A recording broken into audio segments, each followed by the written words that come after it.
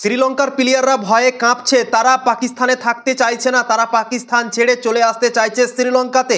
পাকিস্তান আর শ্রীলঙ্কার মধ্যে চলছে 3 ম্যাচের ওয়ানডে সিরিজ। পাকিস্তানের ইসলামাবাদে অনেক বড় একটা বম্ব ব্লাস্ট হয়েছিল এবং সেখানে অনেকজনের মৃত্যুও নাকি হয়েছে, এরকম খবর বেরিয়ে আসছে।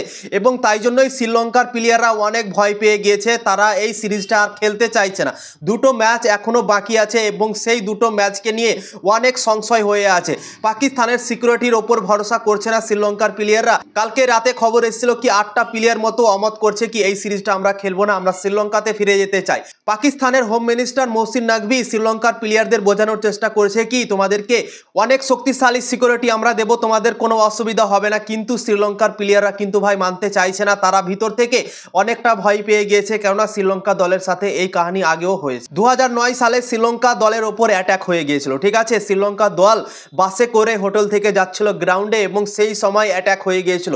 ভাগ্যিস সেই সময় শ্রীলঙ্কার প্লেয়ারদের অত কিছু ক্ষয়ক্ষতি হয়নি, তারা বেঁচে গিয়েছিল সেই সময়তে।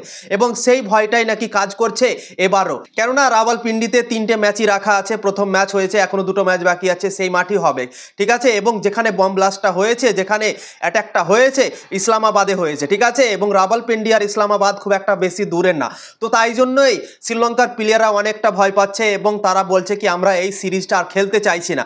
এবং তাদের ওপরে আরো চাপ সৃষ্টি করা হচ্ছে, এরকম রিপোর্ট বেরিয়ে আসছে। যদি ধরো শ্রীলঙ্কার প্লেয়াররা এই সিরিজটা ছেড়ে শ্রীলঙ্কাতে ফিরে যায়, তাহলে কিন্তু বলা হচ্ছে কি তাদের ওপর ব্যানও লাগতে পারে।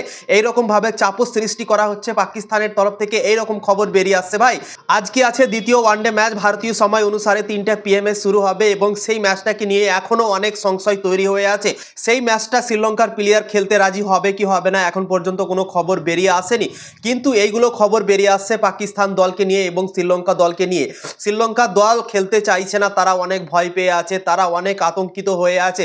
তোমরা নিজেই একবার ভাবনা চিন্তা করে দেখো, তোমাদের যদি কোনো প্লেয়ার যায় কোনো জায়গা খেলতে এবং তার পার্শ্বে যদি এরকম বম ব্লাস্ট হয়, অ্যাটাক হয়, তাহলে কি তারা ভয় পাবে না? অবশ্যই ভয় পাবে, তোমরাও ভয় পাবে, সেই প্লেয়ারটাও ভয় পাবে, ঠিক আছে। তো এরকমই হাল হয়েছে, শ্রীলঙ্কার প্লেয়াররা অনেক ভয় পেয়ে গিয়েছে এবং অনেক আতঙ্কিত হয়ে আছে ভাই। তাই জন্যই তারা খেলতে চাইছে না, শ্রীলঙ্কাতে ফিরে যেতে চাইছে, কিন্তু এখন পর্যন্ত কোনো ডিসিশন নেওয়া হয়নি। আজকে 3টা PM থেকে শুরু হবে ম্যাচ, কিন্তু এখন পর্যন্ত কোনো অফিসিয়াল খবর আসেনি কি এই সিরিজটা হচ্ছে কি হচ্ছে না।